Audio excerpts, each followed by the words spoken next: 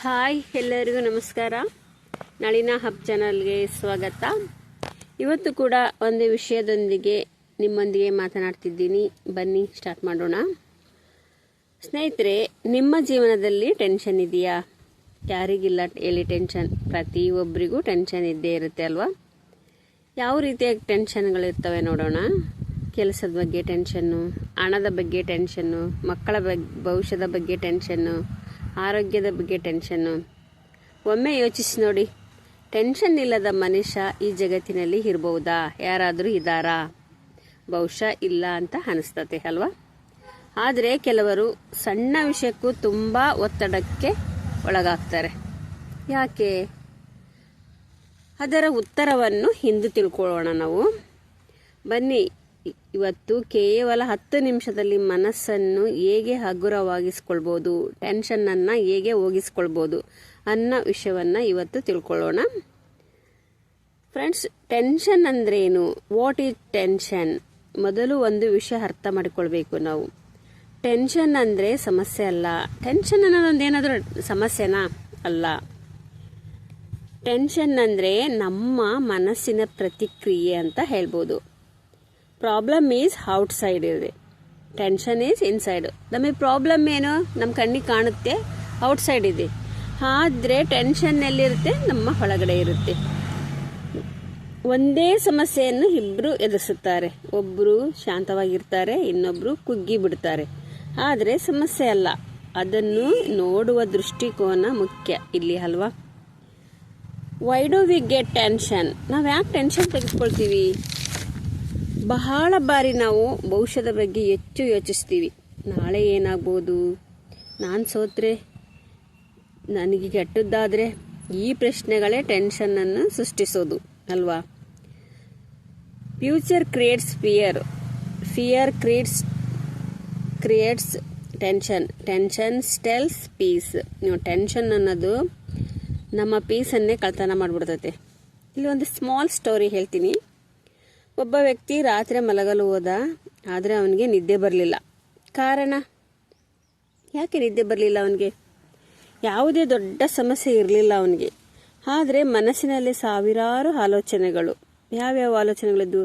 ಅವನು ನಾಳೆಯ ಬಗ್ಗೆ ಯೋಚಿಸ್ತಿದ್ದ, ಮುಂದಿನ ತಿಂಗಳ ಬಗ್ಗೆ ಯೋಚಿಸ್ತಿದ್ದ, ಮುಂದಿನ ವರ್ಷದ ಬಗ್ಗೆ ಯೋಚಿಸ್ತಿದ್ದ. ಆದರೆ ಅವನು ಒಂದು ವಿಷಯವನ್ನು ಮರ್ತಿದ್ದ. ಏನಪ್ಪ ಅಂದರೆ, ಅವನು ಇವತ್ತು ಬದುಕುವುದನ್ನು ಮರ್ತಿದ್ದ. ನಾವು ಹಲವಾರು ಬಾರಿ ಹೀಗೆ ಮಾಡ್ತೇವೆ ಅಲ್ವಾ? ದ ಬಿಗ್ಗೆಸ್ಟ್ ಮಿಸ್ಟೇಕ್ ಮಾಡೋದಂದರೆ ಇಲ್ಲೇನೆ. ನಾವು ಟೆನ್ಷನ್ ಬಂದಾಗ ಅದರ ಜೊತೆ ಹೋರಾಡ್ತೀವಿ. ನನಗೆ ಟೆನ್ಷನ್ ಬಾರ್ದು, ನಾನು ಭಯಪಡಬಾರ್ದು ಅಂದರೆ ಎಷ್ಟು ಹೋರಾಡ್ತೀವೋ ಅಷ್ಟು ಅದು ಹೆಚ್ಚಾಗ್ತಾ ಹೋಗ್ತದೆ. ಸ್ವಲ್ಪ ಧ್ಯಾನ ಮಾಡುವುದರಿಂದ ಮನಸ್ಸು ನಿಧಾನವಾಗಿ ಶಾಂತವಾಗಲು ಆರಂಭಿಸುತ್ತದೆ. ದ 10-minute ಮೆಥಡ್ ಫಾಲೋ ಮಾಡಿಬಿಟ್ರೆ ಸಾಕು. ಇದೀಗ ನಾನು ಒಂದು ಸರಳ ವಿಧಾನ ಹೇಳ್ತೀನಿ, ನೀವು ಅದನ್ನು ಮಾಡಿ ಫ್ರೆಂಡ್ಸ್.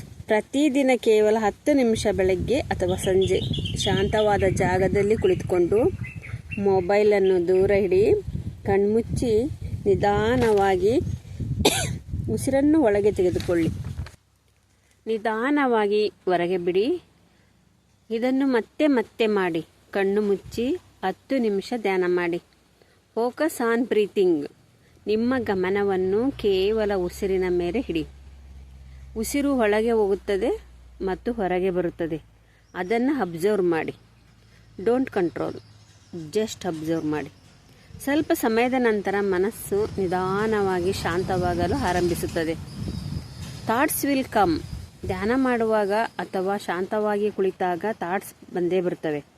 ಅದು ಸಹಜ. ಅದನ್ನು ತಡೆಯಬೇಡಿ. ಅವು ಬರಲಿ ಹೋಗಲಿ. ನೀವು ಕೇವಲ ಅಬ್ಸರ್ವ್ ಮಾಡಿರಿ ಅಷ್ಟೆ. ನೀವು ಆಲೋಚನೆಗಳೇನಲ್ಲ. You are a watcher. The present moment. ಈ ಕ್ಷಣದಲ್ಲಿ ಏನಾದರೂ ಸಮಸ್ಯೆ ಇದೆಯಾ? ಈ ಕ್ಷಣದಲ್ಲಿ ನೀವು ಸುರಕ್ಷಿತರಾಗಿದ್ದೀರಾ? ಈ ಕ್ಷಣದಲ್ಲಿ ನೀವು ಉಸಿರಾಡ್ತಿದ್ದೀರಾ? ಹಾಗಿದ್ರೆ ಈ ಕ್ಷಣದಲ್ಲಿ ಶಾಂತಿ ಇದೆ. ಟೆನ್ಷನ್ ಯಾವಾಗಲೂ ಭವಿಷ್ಯದಲ್ಲಿ ಇರುತ್ತದೆ ಅಲ್ವಾ? Peace is always in the present ಅಲ್ವಾ? ಬೆನಿಫಿಟ್ ಆಫ್ these ಪ್ರಾಕ್ಟೀಸ್ ಮಾಡೋಣ ನೋಡೋಣ ಏನಂತ. 10 ನಿಮಿಷ ಅಭ್ಯಾಸವನ್ನು ಕೆಲವು ವಾರ ಮಾಡಿ. ನೀವು ಗಮನಿಸಿದ್ದೀರಾ, ಓವರ್ ಥಿಂಕಿಂಗ್ ಕಡಿಮೆ ಆಗ್ತದೆ, ನಿದ್ದೆ ಚೆನ್ನಾಗಿ ಬರ್ತದೆ, ಆ್ಯಂಗರ್ ಕಡಿಮೆ ಆಗುತ್ತದೆ, ಮೈಂಡ್ ಫ್ರೆಶ್ ಆಗುತ್ತದೆ, ಕಾನ್ಫಿಡೆಂಟ್ ಹೆಚ್ಚಾಗುತ್ತದೆ, ಟೆನ್ಷನ್ ನಿಧಾನವಾಗಿ ಕಡಿಮೆ ಆಗುತ್ತದೆ.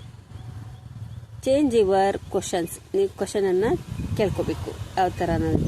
ಟೆನ್ಷನ್ ಬಂದಾಗ ಯಾಕೆ ನನಗೆ ಮಾತ್ರ ಎಂದು ಕೇಳಬೇಡಿ.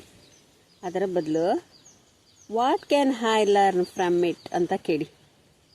ಈ ಒಂದು ಪ್ರಶ್ನೆ ನಿಮ್ಮ ದೃಷ್ಟಿಕೋನವನ್ನು ಬದಲಾಯಿಸುತ್ತದೆ. Don't carry everything. ಏನನ್ನು ಕ್ಯಾರಿ ಮಾಡೋಕ್ಕೆ ಹೋಗ್ಬೇಡ್ರಿ. ಒಂದು ವಿಷಯ ನೆನಪಿಡಿ, ನೀವು ಎಲ್ಲವನ್ನು ನಿಯಂತ್ರಿಸಲು ಸಾಧ್ಯವಿಲ್ಲ.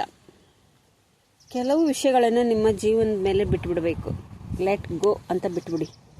ಪ್ರತಿಯೊಂದು ಸಮಸ್ಯೆಯು ಶಾಶ್ವತವೇನಲ್ಲ. ಅದೇನು ಶಾಶ್ವತನಾ? ಸಮಸ್ಯೆನೂ ಅಲ್ಲ. ಈ ಸಮಯವು ಕಳೆದು ಹೋಗುತ್ತದೆ ಅಲ್ವಾ? ಬಂದಂತಹ ಸಮಯವೂ ಕೂಡ ಕಳೆದು ಹೋಗ್ತಾ ಇರ್ತೇವೆ ಒಂದೊಂದು ಟೈಮ್ ಅಲ್ವಾ? ಸ್ನೇಹಿತರೆ, ಟೆನ್ಷನನ್ನು ಸಂಪೂರ್ಣವಾಗಿ ತೆಗೆದುಹಾಕಲು ಸಾಧ್ಯವಿಲ್ಲ, ಆದರೆ ಅದನ್ನು ನಿಯಂತ್ರಿಸಲು ಸಾಧ್ಯ. ಅದಕ್ಕಾಗಿ ಒಂದು ದೊಡ್ಡ ಬದಲಾವಣೆ ಏನು ಬೇಕಾಗಿಲ್ಲ. ಪ್ರತಿದಿನ 10 ಮಿನಿಟ್ಸ್ ಸಾಕು. ಆ 10 ನಿಮಿಷ ನಿಮ್ಮ ಜೊತೆ ನೀವು ಕಳೆಯಿರಿ. 10 ನಿಮಿಷ ಉಸಿರನ್ನು ಗಮನಿಸಿ. 10 ನಿಮಿಷ ಮನಸ್ಸಿಗೆ ವಿಶ್ರಾಂತಿ ಕೊಡಿ. ಆಗ ನೋಡಿ, ನೀವು ಹರಿಯುತ್ತೀರಿ. ಸಮಸ್ಯೆಗಳು ಕಡಿಮೆಯಾಗಿಲ್ಲ, ಆದರೆ ಅವುಗಳನ್ನು ಎದುರಿಸುವ ನನ್ನ ಶಕ್ತಿ ಹೆಚ್ಚಾಗಿದೆ ಅಂತ ಅರ್ಥ ಮಾಡ್ಕೊಳ್ತೀರಿ. A peaceful mind is the greatest wealth ಅಲ್ವಾ? ಈ ಟೆನ್ಷನ್ ಅನ್ನೋದು ಅದೇನೊಂದು ಸಮಸ್ಯೆ ಅಲ್ಲ, ಅದು ನಮ್ಮೊಳಗಿರುತ್ತೆ ಅಷ್ಟೇ. ಆದರೆ ಅದನ್ನೇ ನಾವು ಟೆನ್ಷನ್ ಅಂತ ಮಾಡ್ತಾ ಹೋದರೆ ಅದು ಮತ್ತಷ್ಟು ಜಾಸ್ತಿ ಆಗುತ್ತೆ. ಸ್ನೇಹಿತರೆ, ಈಗ ಟೆನ್ಷನ್ ಅಂದರೆ ಏನು ಅಂತ ತಿಳ್ಕೊಂಡ್ರಲ್ವ? ಅದಕ್ಕೆ 10 ನಿಮಿಷ ಧ್ಯಾನ ಮಾಡಿ. ಧ್ಯಾನ ಅನ್ನೋದು ಮಾನಸಿಕ ಮತ್ತು ದೈಹಿಕ ಸದೃಢವಾಗಲು ಹೆಲ್ಪ್ ಮಾಡ್ತದೆ. ಅದಕ್ಕೆ ನೀವು ಯಾವಾಗಲೂ ಒಂದು 10 ಮಿನಿಟ್ ಧ್ಯಾನ ಮಾಡಿ ಅಂತ ಹೇಳ್ತಾ, ನಿಮ್ಮ ಮನಸ್ಸಿಗೆ ಶಾಂತಿ ತಂದುಕೊಳ್ಳಿ ಅಂತ ಹೇಳ್ತಾ ಈ ವಿಡಿಯೋವನ್ನು ಇಲ್ಲಿಗೆ ಮುಗಿಸ್ತಾ ಇದ್ದೀನಿ. ಮತ್ತೊಮ್ಮೆ ಎಲ್ಲರಿಗೂ ಧನ್ಯವಾದಗಳು. Thank you.